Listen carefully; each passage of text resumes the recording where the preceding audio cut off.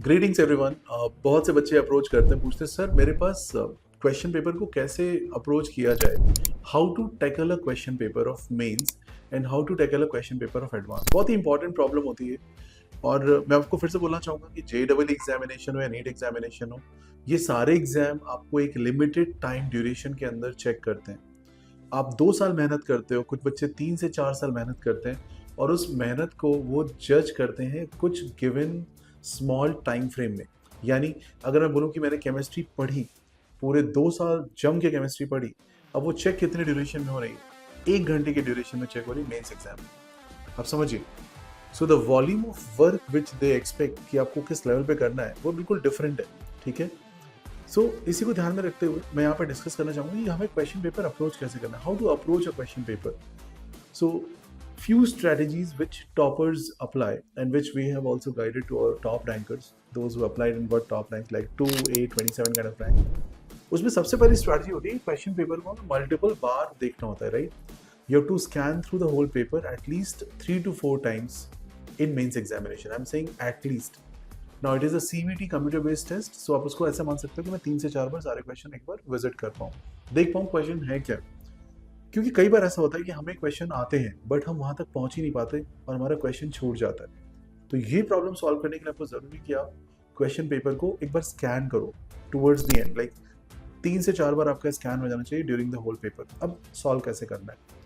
First you pick the easiest question and increase your number of question upon time ratio.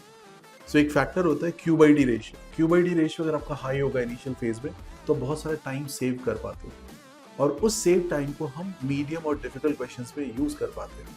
जैसे मान लीजिए आपके पास एक पेपर है जो आपने JEE मेंस के लिए लिखना है, और उसमें 25 क्वेश्चंस आते हैं, 20+5 वाला सीन होता है। 5 न्यूमेरिकल क्वेश्चंस होते हैं, 20 आपके सिंगल चॉइस होते हैं। Same for physics, chemistry and maths. Now let us suppose out of 75 questions आपने 10 क्वेश्चन या 15 क्वेश्चन एक 3 से 4 मिनट के ड्यूरेशन में कर ली। ओके, कुछ इजी क्वेश्चन ढूंढ के कर लिए, तो आपका Q/D रेशियो क्या हुआ? बढ़ गया। कम टाइम में ज्यादा क्वेश्चंस कर लिए, Q/D बढ़ गया। तो आने वाले टाइम में क्या करोगे आप? आने वाले टाइम में आपके पास क्वेश्चंस कम रह गए और टाइम ज्यादा है, तो आपको ज्यादा टाइम स्पेंड करने को मिलेगा बाकी क्वेश्चंस पे। मॉडरेट क्वेश्चंस आप चूज करोगे उसके बाद, और मॉडरेट क्वेश्चंस को सॉल्व करोगे, and then towards the end आप डिफिकल्ट क्वेश्चंस को पिक करोगे। और एक बार आप सारे क्वेश्चंस के आंसर जो आपने मार्क किए हैं, just go through quickly if time is there. तो इस तरीके से आप एक अच्छे तरीके से पेपर अटेम्प्ट करके आ सकते हो। Strategy for advance examination is also on the similar lines. एक एडवांस का पेपर हम कम से कम 4 से 5 बार स्कैन करते हैं। 16 to 18 क्वेश्चंस पर पेपर होते हैं, पर subject. So you are writing almost like 32 to 34 questions पर subject in 2 papers, paper 1 paper 2 की दोनों मिला के बात करूँ तो। और 3 घंटे के ड्यूरेशन में आप PCM कर रहे होते हो, फिर 3 घंटे में PCM कर रहे होते हो। तो एडवांस एग्जाम का जो सबसे बड़ा क्रैक और हैक जो भी बोल सकते हो आप, वो है आपकी stamina to sit with brain power. Very important point. Because होता क्या है, बच्चों को आते हैं क्वेश्चन बट वो सेकंड पेपर लिखते लिखते इतना एग्जॉस्ट हो जाते हैं, इतना थक जाते हैं कि वो अपनी एक्चुअल एफिशिएंसी पे काम ही नहीं कर पाते। अगर आप मेरी इस बात से एग्री करते हो तो वीडियो में जरूर से लाइक बटन दबाएंगे और कमेंट में लिखेंगे yes I agree.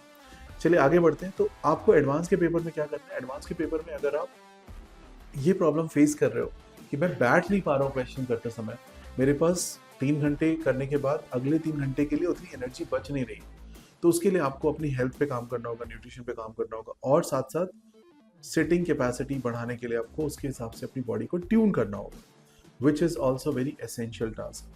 Keep liking, subscribing, sharing these videos. Thank you so much for watching it.